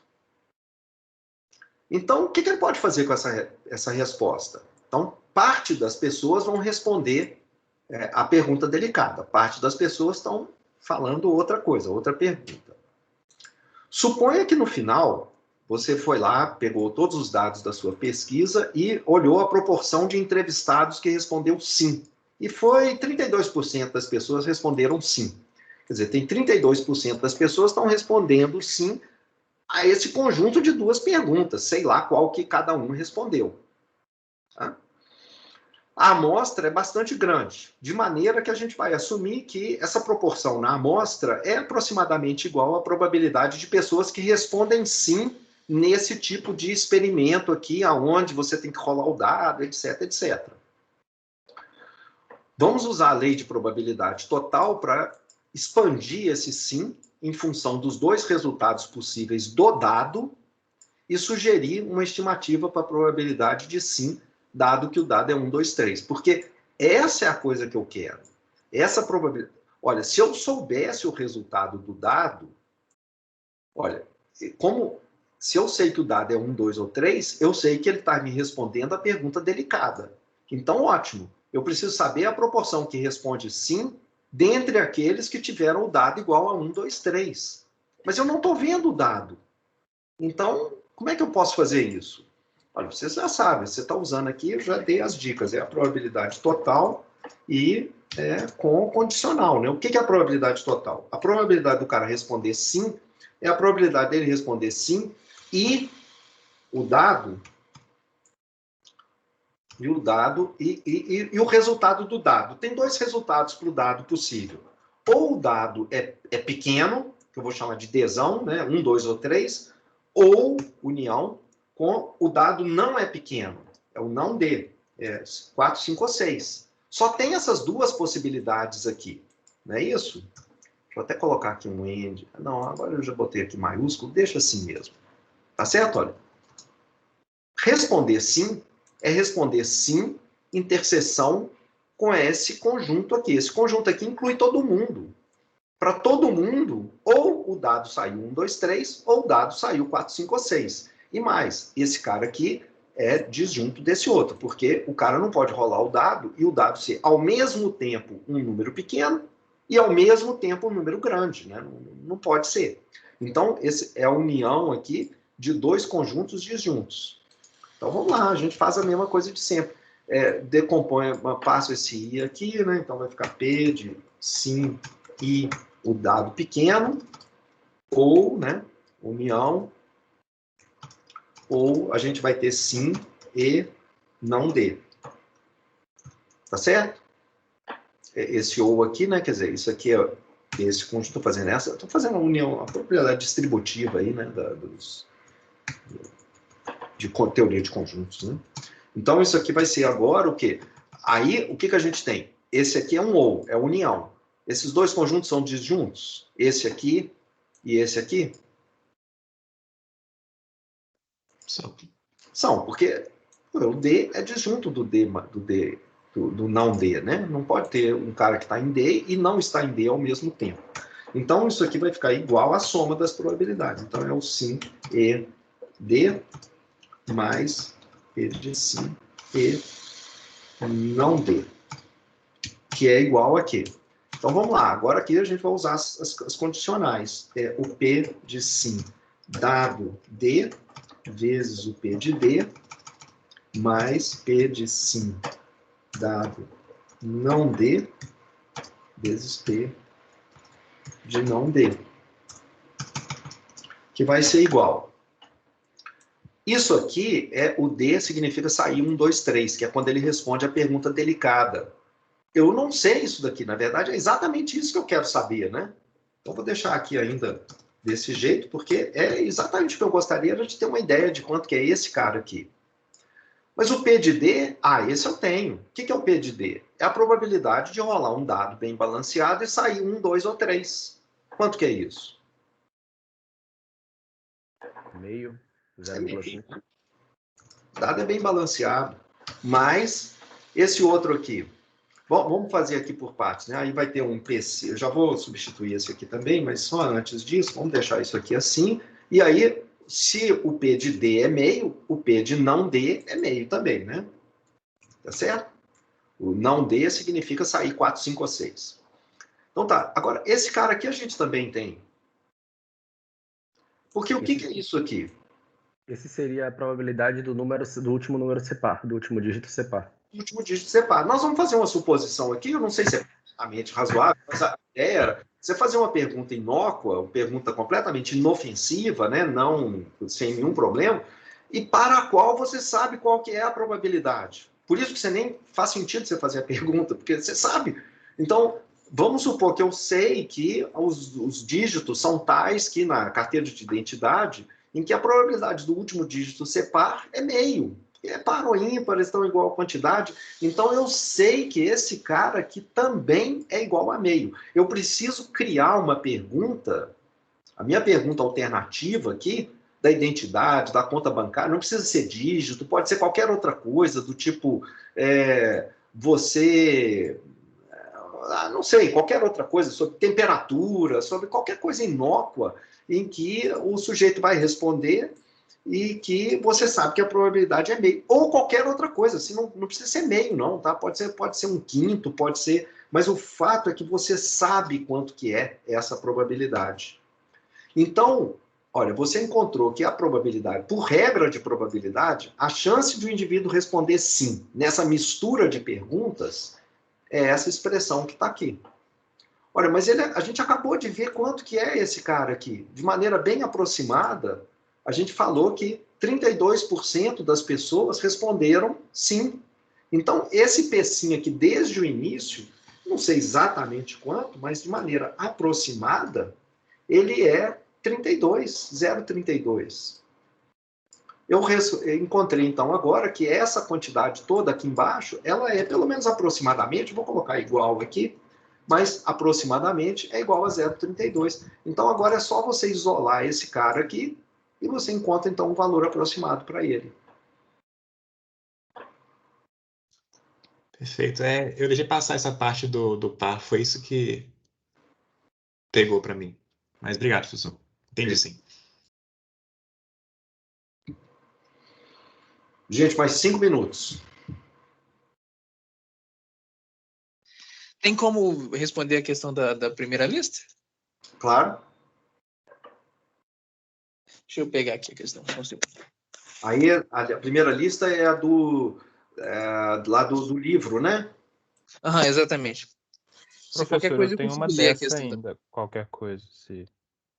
Mas pode responder dessa dele primeiro. Ok, só um segundo. Era sobre a questão de câncer de mama. Eu só vou abrir aqui para poder ler mais rápido, que já está preparado aqui. O que acontece lá tinha um experimento. Fala qual que é a parte. Questão 9. Questão 9 do exercício 7A. Em que página, por favor? Eu estou abrindo a minha lista, mas é lá no final. Se for na última página, voltar umas 5 páginas, aí você acha. Tá legal. Peraí. Qual que é o exercício de novo agora? É o 9 do conjunto A, que é a primeira parte, o primeiro conjunto de perguntas.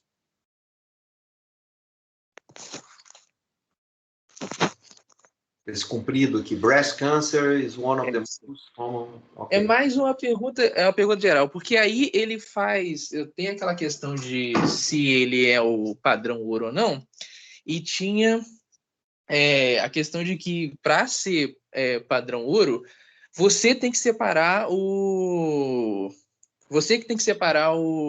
conjunto em treinamento e controle. Se você passa para ele decidir se vai participar ou não, você quebra essa regra e já não é mais padrão ouro, certo? É verdade. E aí, a minha dúvida nisso daí é que ele separa e depois a pessoa participa ou não do tratamento, que aí a pessoa vai ir várias vezes lá fazer o check-up da mama no screening, que ele chama aí, né? Uhum. Aí, nesse caso, isso quebrou essa questão, né? Porque a pessoa ir ou não ir funciona desse mesmo jeito. Quebrou. Olha, eu nem tive tempo aqui de reler a questão para ver, mas de acordo com o que você está me falando, sim, quebra. Porque, por exemplo, imagine que a pessoa que começa a se sentir muito mal por causa da doença, por causa do câncer, ela não só ela para de ir fazer os exames e o hospital, que é um estudo e tal, acaba não sendo nem informado de que essa pessoa faleceu por causa do câncer. Pensa nessa situação exagerada, em que você dividiu tudo certinho, etc. E aí, um grupo de pessoas que deveria fazer parte do tratamento, não vai. Eu perco metade das pessoas, de repente, para de fazer parte do meu tratamento e vai embora. Eu só fico com o que restou, com quem foi até o final. Mas quem foi até o final era quem estava bem de saúde, quem tinha uma forma de câncer muito mais leve, mais tratável. Os outros pararam de ir porque morreram e eu nem fiquei sabendo.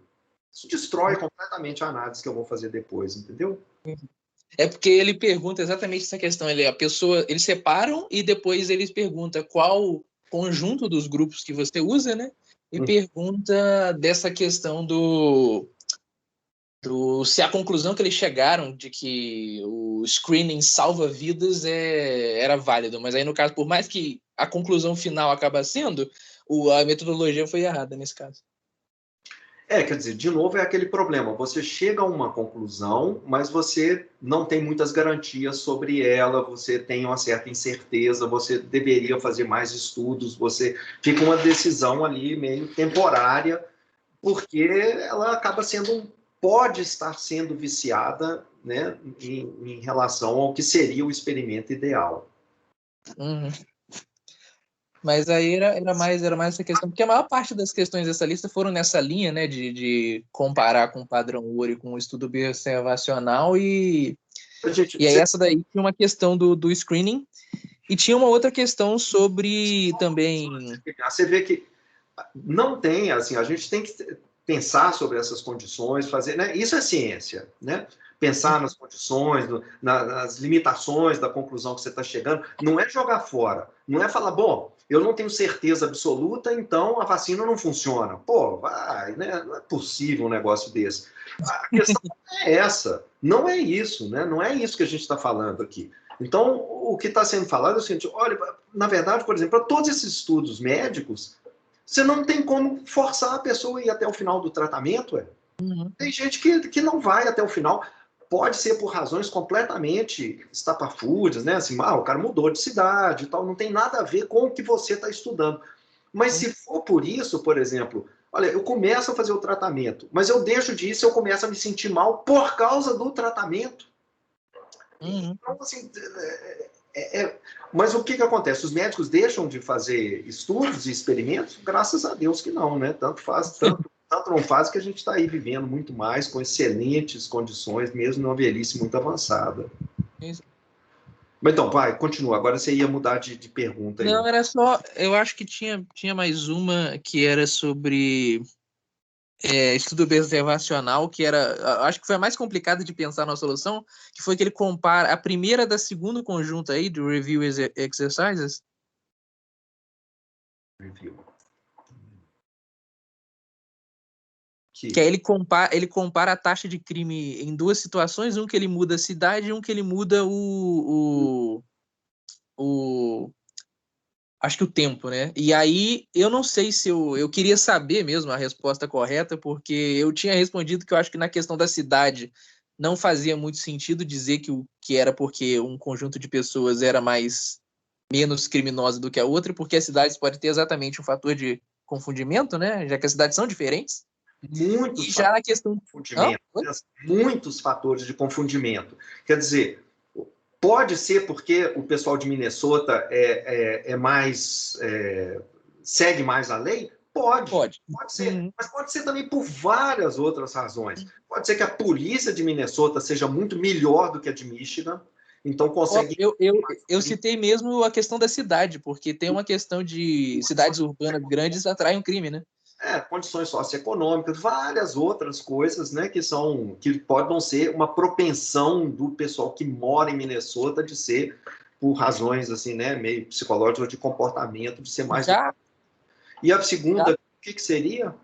A segunda é que muda o tempo. Ele pegou a mesma cidade em duas épocas diferentes. E aí, a conclusão dele é a cidade ficou mais seguidora do crime, e aí acaba que esse daí eu fiquei mais em dúvida, porque é o mesmo conjunto, talvez. Ainda tem a migração como fator de confundimento, mas aí eu descrevi que é mais provável, porque pelo menos você pegou a mesma população em dois conjuntos, né? Se não houve migração. Não, mas, de novo, assim, pode. Conclusão aqui, os Estados Unidos se tornou more law-abiding, né? Que assim, tem um comportamento de mais... de estar mais seguindo a lei do que antes. Será que isso é verdade? Olha, porque no tempo e tal. Mas, além do instante de tempo, várias outras coisas mudaram. Sim. Mas aqui só um pouquinho, porque como é comportamento, deixa eu pensar aqui.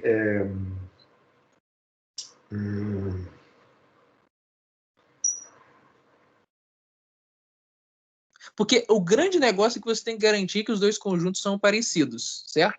Aqui, olha, pensei numa situação que, sim, tem que pensar que eles são parecidos. Aqui a ideia é tentar fazer isso, né? Mas é no tempo. E no tempo tem uma coisa que pode ter mudado aqui. Pode ser que, na verdade, quando você... Isso aqui são os crimes registrados. Nem todo crime é registrado. Sim. E você pode ter, então, uma situação de os crimes serem mais registrados. Aqui foi o antes ou depois? Foi depois, né? Então pode ser simplesmente a polícia ou as pessoas... Os crimes continuam iguais, na mesma quantidade que tinha antes, só que eles são menos registrados em 2001 do que eram antes. Você pode achar que olha, isso não faz sentido. Eu participei de um estudo com a Polícia Militar, na época que a gente teve um estudo grande aqui da UFMG, a gente foi instalado, foi uma época, há anos atrás, quando a polícia realmente ela melhorou bastante o sistema dela, importando lá daquelas ideias de Nova York, a ideia de usar dados e tal. Na época, eu estava lá na estatística, junto com o pessoal aqui do DCC, Então, a gente fez, foi um estudo, fizemos muitas coisas. Entre elas, uma das coisas que foram feitas era um estudo para ver um negócio que foi chamado de POV. Acho que ainda existe até hoje na cidade, são aquelas casinhas que parecem uma nave espacial, que fica assim no centro, e o policial fica lá dentro, com o vidrinho e tal. Aquilo foi espalhado ali no anel, dentro do anel da contorno, por vários lugares. E a intenção da polícia era saber o seguinte: colocar esses POVs aqui diminui os crimes que estão acontecendo em volta. Aí nós fomos analisar, fizemos isso aí, né? Olhamos os crimes antes e depois do POV, em volta do POV, né? Colocamos um círculo em volta do POV e procuramos ver todos os tipos de crime. O que a gente concluiu? Crime aumentava. Crime aumentava. Porque a casinha estava bem ali, as pessoas iam lá e reportavam o crime que antes não era reportado, furto no centro, etc, etc. Foda, né? Aí você tira os pobres, então, porque está aumentando o crime na região. Mas, professor, eu pensei sempre nas duas questões a respeito da população. Então, por exemplo, se você vê que de 91 para 2001 a população dos Estados Unidos cresceu muito, então você pode falar que os crimes... eu nem tinha visto isso. Isso é o número de crimes, o número absoluto. Nossa, ainda tem esse problema aqui. Você tem toda a razão, tem toda a razão. Tem toda a razão. Minnesota tem o dobro da população de Michigan também. Hein? Desculpa. Minnesota acho que tem o dobro da população de Michigan, que eu tinha olhado, ou um tem o dobro da população de outro. É metade. Tem toda a razão. Tudo isso que eu estava falando aqui era supondo que estava sendo apresentado como taxa, sabe? Assim, crime por 100 mil habitantes. Mas não é, não. Aqui é um número absoluto. Então, você tem toda a razão que ainda tem o problema aqui de ter mudanças de população. Esse problema aqui é até, assim, aí que não pode mesmo, né? Porque tanto no tempo essa população vai mudar, quanto, mesmo que seja na mesma cidade. Então, você não pode comparar o número de crimes que acontecem no Brasil de hoje com o número de crimes que aconteciam há 10 anos atrás. Você tinha uns 30 milhões de população a menos, né? E também você não pode comparar o número absoluto de crimes entre duas cidades de tamanhos muito diferentes. Tá certo. Obrigado. Não tinha notado isso aí. Tá certo, aí. Obrigado. Não, professor, peraí desculpa, mas eu fiquei confusa agora. Porque aqui, na letra B, ele não separa as cidades. Ele fala só do número de crimes. Ele dá 2 crimes e pergunta se... É o mesmo lugar, mas a população muda. Então, a população dos Estados Unidos de 91 e a população em 10 anos depois? Sim, a população geral aumenta. Então, por isso que ele pode falar que a criminalidade diminuiu. Porque a primeira questão é que separa as cidades, a segunda é... Entendi a sua conclusão, né? Assim, olha, dado que você está olhando dois tempos, o mesmo grupo, os Estados Unidos inteiro, em 2 momentos do tempo, tem mais gente no futuro do que no passado. Eu posso, então, concluir isso? De novo, não. Quer dizer, não é uma conclusão muito firme. Mesmo que você tenha essa diminuição, pode ser sim, que é uma evidência que você está colocando a favor. Se você esperaria que, se o número de crimes diminuísse de fato, era isso aqui que você gostaria de ver, esse número absoluto diminuindo. Mas essa é uma evidência muito... aumentando, então diminui mais ainda. Sim, mas essa é uma evidência muito forte. Não, porque tem um monte de outras coisas ao mesmo tempo acontecendo que você não está controlando. Uma delas, por exemplo, é esse comportamento da polícia de anotar os crimes. Eu estou insistindo nisso, porque eu mexi mesmo com crime durante um bom tempo, análise espacial de crime, etc, etc. Fui em conferências. Esse é um dos grandes problemas que você tem para análise de dados de crime nos mais diversos lugares. Vários crimes, principalmente os mais leves, eles não são reportados. Os crimes que as pessoas gostam de olhar para realmente ver se a situação está melhorando ou não é homicídio. Porque, como todo mundo que assistiu o filme de detetive sabe, a coisa mais difícil do mundo é esconder um corpo. Então, mesmo que você não descubra o culpado, você acha a vítima. Então, homicídios são crimes que são mais confiáveis, são menos sujeitos a essas mudanças de report, né, de registro. Então, crimes, ainda mais crimes, por exemplo, estupro, é um negócio complicadíssimo, porque é altamente dependente de mudanças no comportamento da população e da polícia para registrar esses crimes. Entendi, obrigada. Ô, Renato, só uma pergunta rápida. É sua prova ainda, porque quando eu cheguei, acho que não estava sendo gravada ainda. A sua prova vai ser até regra de Bayes e não vai ter árvore de decisão nessa árvore, na sua prova, né? Não vai ter, não. Nessa agora, não. Beleza, obrigado. Mais alguma questão, gente? Eu tinha da outra lista, mas eu acho que eu vou conseguir fazer. Ela é Vamos fazer o seguinte, vocês mandem aí ou pelo Zap ou pelo Moodle, mas pelo Zap é até melhor, porque pelo Zap aí vai ser, talvez seja mais fácil para mim, tá? Vocês podem mandar e aí a gente vai discutindo se tiver mais dúvida. Ô, professor, você falou de um grupo de Zap, assim, é porque eu não consegui o e-mail da UFMG direito. Põe aí, gente, como é que é seu nome? É Carolina. Põe seu telefone aí para o pessoal te colocar no Zap. Eu não sou administrador. É porque eu não tenho acesso à mensagem. Eu posso falar e alguém anota? Isso, fala aí agora. É DDD 61. Escreve aí no chat, é melhor, né? Eu não tenho acesso ao chat. Gente, eu vou escrever Carolina, aqui. Eu vou escrever porque o meu também não... Eu também não estou. Se puderem me colocar depois, eu escrevo dela. 61, qual que é o resto? 9. Eu mandei o... 8505. 85? Não. 98505 Ah. 2903. É só clicar no link que o Frederico mandou aí no chat que vocês conseguem tá. no Eu grupo. não tenho acesso ao chat que eu tô como convidada. Ok. Calma aí. A Daniele tá mandando aqui. Isso, eu já entrei porque eu tenho acesso ao chat, mas o dela eu não... Então, só confirmando, o seu DDD é 31, correto? Não, 61. 61. Carolina, ok. 61 98505 2903. Perfeito, gente, obrigada. E esse 31 é de quem? É da Daniele? Sou eu, mas pode deixar que eu já entrei. Ok. De qualquer forma, o professor também está como administrador do grupo. É porque quando eu vi que você estava lá no grupo, eu já te coloquei como administrador, para alguns casos como esse aí. Facilita. Beleza, obrigado.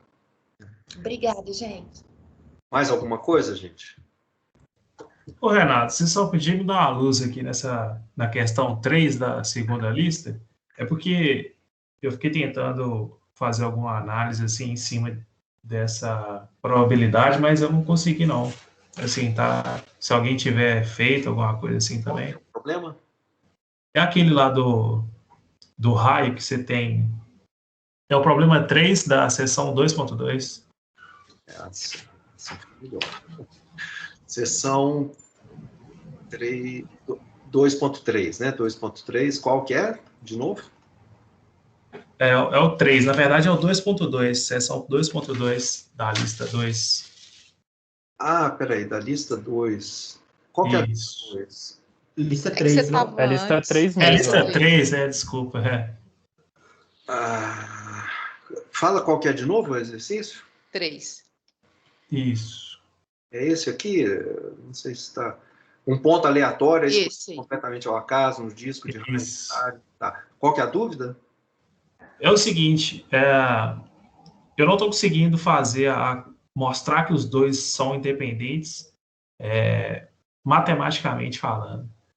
Porque eu tenho que conseguir chegar na relação que a interseção dos dois é a probabilidade, a multiplicação da probabilidade deles. Essa parte aqui está ok, né? Se você definir um evento sendo um conjunto do ômega, o ômega é esse disco que está aqui, um disco. Isso. O P de E, qualquer evento, sendo um subconjunto aqui, é simplesmente a área dele dividido pela área do círculo, ok? Isso. Então, qual que é o P de A? O P de A eu achei que é 1/4, que eu fiz um raio, que o limitado assim, em meio, né? Fiz um raio. Aí eu cheguei na... Oi? E o P de B? É aí que está a questão. Como que eu acho um P de B que vai fazer com que eles sejam mutuamente independentes? Esse que é o ponto que eu estou agarrado. Mas o P de B está falando ali que como é que é? A coordenada A coordenada X. X é maior do que a coordenada Y. Isso é uma figura, de novo, né? Eu pensei no retângulo, né? Que seria. Não, isso É um meio que dá. pega um corte no meio do círculo. Isso.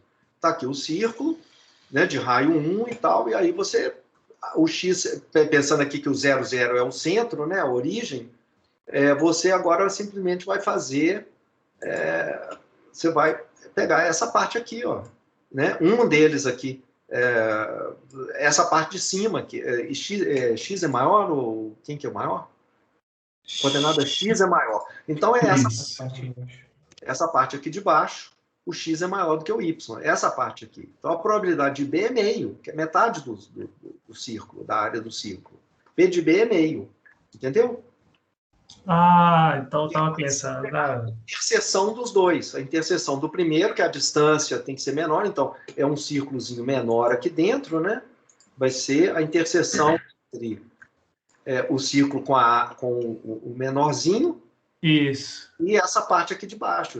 Essa é a interseção. Então, esse semicírculo aqui de baixo, né, essa área vai ser igual ao produto de meio vezes a área do círculo anterior que você achou que era 1/4. Você vai ver. Então foi problema de geometria mesmo. Obrigado, viu? Falou. Mais algum ponto, gente? Só confirmando aqui, professor, a informação. Então, já acabaram de perguntar, eu sei, mas só para confirmar mesmo. Não vai cair árvore nessa última prova, só até teorema de Bayes. Isso. Porque eu anotei lá na descrição do grupo, para quem não pegou, essa parte fica lá já. Só Beleza. isso mesmo, obrigado. Beleza. Ok, gente. Então, sábado, a partir de... Eu vou falar 9 horas, tá, gente? Porque você vai ter até às 6 da tarde para você colocar. Então, a partir de 9 horas, eu coloco lá no ar a prova. Eu não vou pôr antes, porque eu provavelmente vou ter que acordar cedo, de madrugada, para fazer a prova e pôr ela lá. Então, não vou me comprometer. 9 horas. 9 horas. A partir de 9. Beleza? Então tá bom, gente. Boa prova para vocês no sábado e a gente se vê. Beleza, obrigado, Renato. Valeu, até mais. Até mais. Até mais, Obrigado, professor. professor. Bom fim de semana. Cadê aqui?